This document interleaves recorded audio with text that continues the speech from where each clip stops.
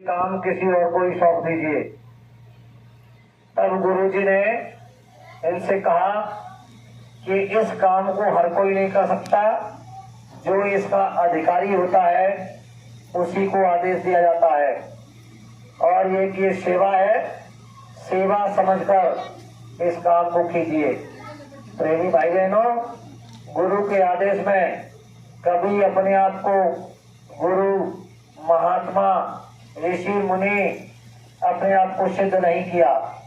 हमेशा कहते रहे कि मैं तो आपका सेवक हूँ और मेरा काम सेवा करने का है।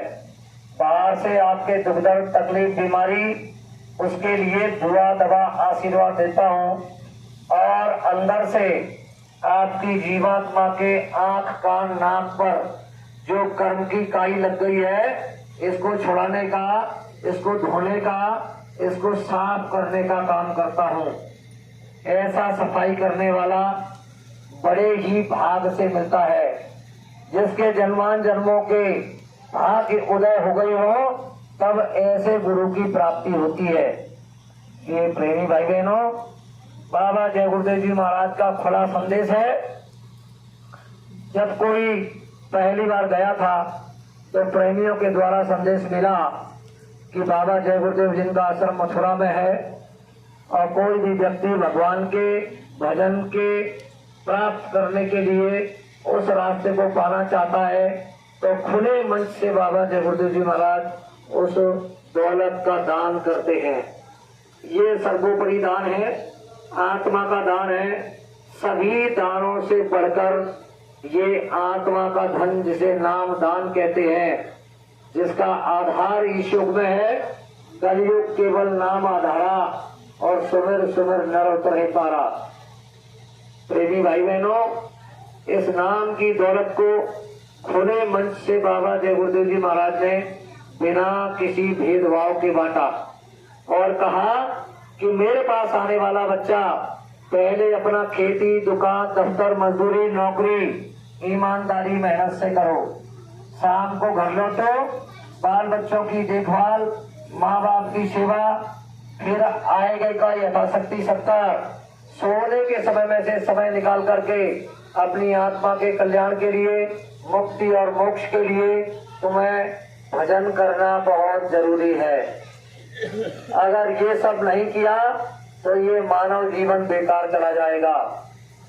इसको करने के लिए न तुम्हें विशेष किसी भी प्रकार का वेश धारण करने की आवश्यकता है, न ही जंगल जाने की आवश्यकता है, न घर द्वार छोड़ने की आवश्यकता है, न ही लंगोटी लगाकर साधु बनने की आवश्यकता है। साधु बनना नहीं, महात्मा बनना नहीं, घर गृहस्थी में ही अपने काम काज को देखते हुए और उस परमपिता परमात्मा को याद करना है सुबह शाम, तो आपका ये लोक और परलोक दोनों बन जाएंगे।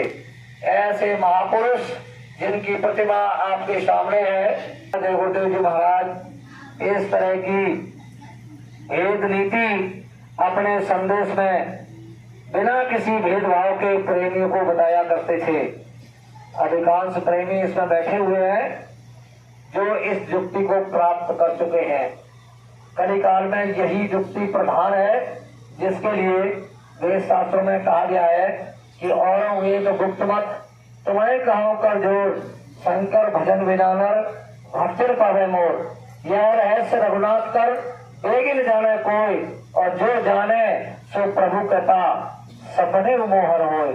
बड़े ही भाग्य जिसके हो, जन्मान जन्मों के पुण्य उदय हो गए हो, तब ये युक्ति किसी गुरु से प्राप्त होती है। प्रेमी भाई बहनों, गुरु बनना और बनाना हंसी खेल नहीं है। संत मत की दृष्टि से बाबा जय गुरुदेव जी महाराज बताते हैं कि बिना गुरु के किसी भी क्षेत्र में किसी का कोई काम नहीं चलता। उसके लिए गुरु की परम आवश्यकता होती है। चाहे पारिवारिक क्षेत्र हो, चाहे सामाजिक क्षेत्र हो, चाहे धार्मिक क्षेत्र हो, चाहे आध्यात्मिक क्षेत्र हो। भौतिक दृष्टि से वेद शास्त्रों में 24 गुरु बताए जाते हैं, लेकिन संत मत की दृष्टि से 10 गुरु हुआ करते हैं।